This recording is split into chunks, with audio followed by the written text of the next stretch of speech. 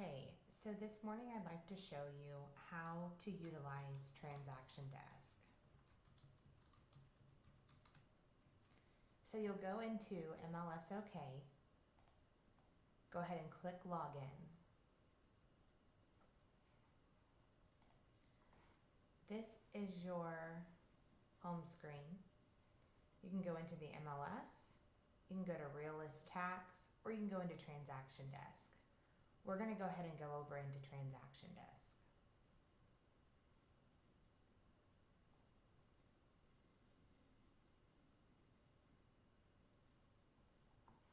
This is your agent dashboard. So this shows my transactions that I currently have going. Over here on the left, you're going to see the home screen, you're going to see Authenticign, Forms, etc. I like to go into Forms, and I'm going to show you how to write an offer. So this will be the MLS OK purchase forms.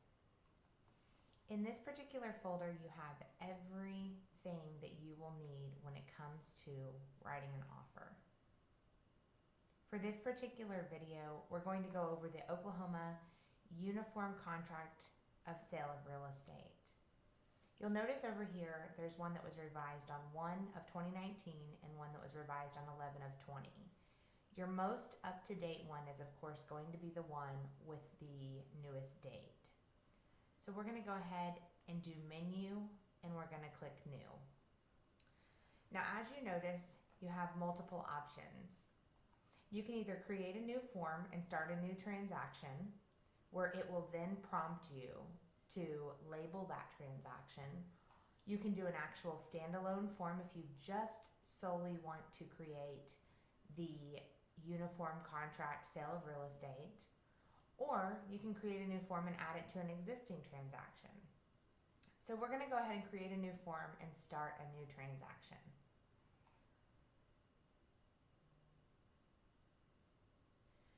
So we're going to label our transaction whatever you would like to label it. I'm going to go ahead and do it as the address, and we're going to put 123 ABC Road, OKC, OK, 73162. What's really neat is you can add me, which the system already knows who you are and all of your information. You can add yourself as the listing agent, you can add yourself as the selling agent, you can add yourself as both. The reason I like this particular portion of this transaction is because it will auto-fill in all of your information. So I'll go ahead and put both. You're going to have the check mark of open form checked. You're going to click Create. So as you can see, it's taking us into our transaction. So what this particular document shows is you've got your 6-page contract as well as your acknowledgement and confirmation of disclosures. So there should be a total of 7 pages, and I'm just going to scroll through these for you, just for you to see. The good news with our contract is our contract is really fill in the blank. So once you get accustomed, see, it already added all of my information, which is fantastic. So once you get familiarized and confident in your contracts, it becomes easier and easier to fill them out. So your first blank on the acknowledgement and confirmation of disclosures is the address. So we're going to go ahead and input the address of 123 ABC Street, Oklahoma City, Oklahoma, 73162. So this first box that you're going to look into is buyer acknowledges receipt of residential property condition disclosure or disclaimer form. So if you have received the 3-page property condition disclosure or the disclaimer form of no knowledge, you're going to go ahead and check buyer has received the residential property condition disclosure statement form. Typically, when it comes to a builder, you'll have this transaction is exempt from disclosure requirements. But 99% of the time, this first box should be checked. The second box is buyer acknowledges receipt of lead-based paint hazards. So if the property was constructed in 1978 or newer, the property is going to be exempt from this disclosure, so you'll click box number 2. If the property is 1977 or older, then you're going to go ahead and check this first box that states that they have signed the lead-based paint form. So you're going to put your buyer as Marcy Burnham. We'll leave it at that. And we're going to go with Joe Smith for our seller. You'll note both parties are going to have to sign this. This is a required form. So now we're on our first page of our contract. The contract is, this particular contract is going to be a conventional loan. You notice that you've got options of what type of loan that you're going to have. And then over here, you have contingency options. So this particular loan is going to be a conventional loan. We are not going to have any contingencies because I do not need to sell my property before going into purchasing this property. I will do another video showing you about contingencies. So we're going to go ahead and input our seller as Joe Smith, because this contract is entering into an agreement between Joe Smith and Marcy Burnham. Keep in mind, it is a conventional loan. We have no contingencies.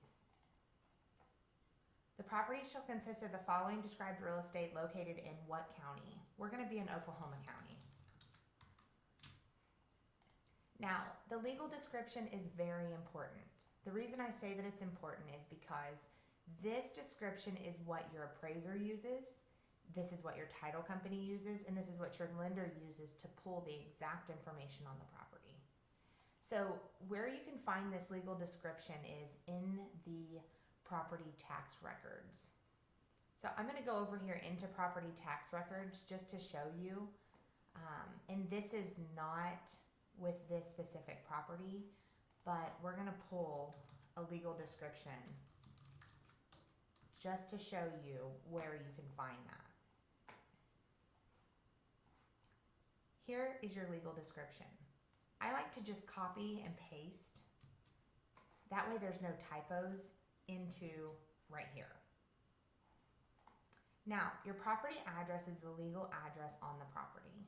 So you'll put your legal description in and then also your property address. Purchase price is number 2. We're going to purchase for $450,000. Okay. Within 3 days of the executed contract, the buyer must deliver their earnest money. So we're going to put $1,000 earnest money check deposited in the trust account of whoever you choose. You can either deposit it in the trust account of the title company, or you can deposit it in the trust account of the listing agent. So for this particular contract, I'm going to deposit it into First American Title's trust account. Now, number 3 talks about closing. What is our closing date going to be on this property? Today is the 18th. The lender that we're working with has approved us for a 30-day close. So we're going to go into March, and we're going to just go ahead and put March 18th to make it easy. Now, keep in mind your lender that you are working with will tell you if they need a 45-day close, if they need a 60-day close.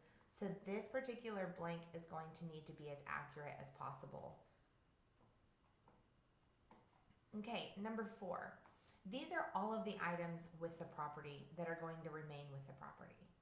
So with that being said, a seller cannot go into a property and pull the bathroom mirrors or fireplace inserts or anything of that sort, leaving the property stripped, I apologize. So if there's any additional inclusions that your client wants, that's where A comes in. So say that your client wants the refrigerator.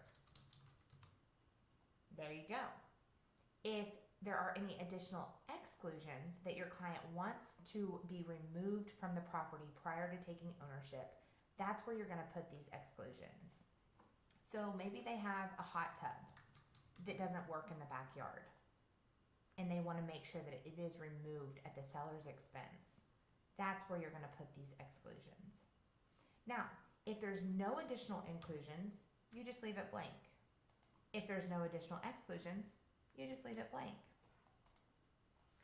Now, you are welcome to leave this particular line blank. Number 5 is your inspection date. If you leave this line blank, the inspection date will automatically start within 3 days after the final signature. I personally like my contracts to be clean, that way that there's no gray areas, and I fill in all of my blanks. So I'm going to go ahead, if our contract is going to expire tomorrow because we wrote the offer today, I'm going to go ahead and give us 3 days. So we'll start that time reference date for me on this particular contract on the 22nd of February. Number 7 is how long does the buyer have to do inspections? 10 days is okay, and if that works for you and your schedule and you feel that you can get an inspector in within 10 days, that's great. I personally do 12 days just to give myself a couple of extra days. Now, keep in mind, during the entire duration of this inspection phase, your client has their earnest money protected. They can walk away from that transaction for any given reason, should they need to. So going down, letter C. Letter C discusses the TRR, which is our treatment, repairs, and request form. So once we've gone through that inspection phase, we're going to have 7 days to negotiate our TRR that we submit to our buyer or to our seller on behalf of our buyer. So with that being said, the day that it is submitted, which keep in mind, your TRR has to be submitted within those 12 days of that time reference date. But once it is submitted, you then have an additional 7 days for negotiations. Of course, after that TRR has been submitted, your buyer's right to cancel that contract is null and void. They have no more right to cancel that contract. Okay. This discusses a final walkthrough. You're going to do a final walkthrough and you're going to inspect the property after all of the repairs have been done. Keep in mind, when it comes to repairs and it comes to a TRR, you want to make sure that if your client wants a licensed professional to do the repairs, that you input that into the TRR. And I will walk you through a TRR as well. So, number 10 talks about the title evidence. So basically, your buyer is going to walk into that property with a free and clear title. And they also are going to receive title insurance. So on 10B, I always check the first one because everybody wants to receive title insurance, ensuring that, heaven forbid, anything come back on that property, that they will be covered through their lender's policy, lender or owner's policy. Now, C, we do a mortgage inspection report. Every lender is going to require a mortgage inspection report. A mortgage inspection report just merely shows you the property layout, if there are any encroachments on the property, if there are any building lines, etc., setbacks, anything like that. You typically don't do a pin and stake survey unless you've got massive quantities of land. The pin and stake surveys are exact surveys and they're very expensive. So, letter E discusses that in the event that there are title issues on the property, the closing will delay for 30 days, which will automatically extend our contract for 30 days so that the seller has time to fix any title issues that are on the property. Number 11 discusses the taxes, assessments, and prorations. So your seller is going to be responsible for January 1 through, let's see what our closing date is just to make sure. Our closing date is 3/18. So the seller is going to be responsible for tax prorations for that current year of 2021 from January 1 to March 17th. The buyer then is going to be responsible for the property taxes for March 18th through December 31st. So this just discusses the fact that the taxes will be prorated. The seller will pay for the time that the seller was in the property, and the buyer will pay for the time that the buyer is in the property. Now going on to 12, your residential service agreement, that is your home warranty. So if your client is not asking for a home warranty, just click A. If the seller has a home warranty that they are offering and they are transferring it over, you would click B. If your buyer, wants to ask that the seller pay on behalf of the buyer for a home warranty, you would click C. So with that being said, the property shall be covered by a residential service agreement selected by the buyer at an approximate cost of $500. Seller agrees to pay $500. So that would be in the event that your buyer is asking the seller to pay for one on their behalf. With this case, we're going to say we do not want a home warranty. Additional provisions. This is where you want to add anything to the contract. Say that you personally are buying a home and you are a licensed agent. This is where you're going to put buyer is a licensed realtor in the state of Oklahoma.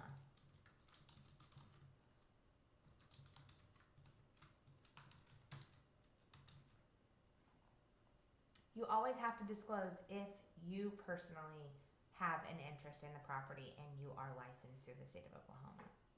Now, maybe in the additional provisions, you want to just reiterate the fact that should the property have active termites, seller to treat at no additional cost to the buyer. I don't personally like to put this in there. However, I see a lot of agents put it in. The reason I don't is because, like I said earlier, I like to keep my contracts really crisp and really clean. So this is a given. In the event that there's ever active termites on a property, you will never be able to move forward with a loan in the event that there are active termites. So this is kind of a given, but some people do like to reiterate it. So that additional provisions box is merely for anything that you want to add to that contract that is not already in the contract. So, should there be any disagreements, obviously we go through mediation, and then this is just kind of all the legalities of things. So, the number 20 is the termination of offer. So the above offer shall automatically terminate on, we wrote it on the 18th, it's 8:45 this morning, so we're going to go ahead and have it expire tomorrow at 10. Give them 24 hours. So your buyer, of course, is going to sign here. This is where your seller will sign. In the event that the offer is rejected and the seller is not making a counteroffer, they will sign here, and they will date it, of course. Associate information. This is where your buyer's agent's information will come in, and this is where your listing agent's information will come in. So that is the entire contract, and I will do additional videos on the financing pages, etc. But for now, that is it.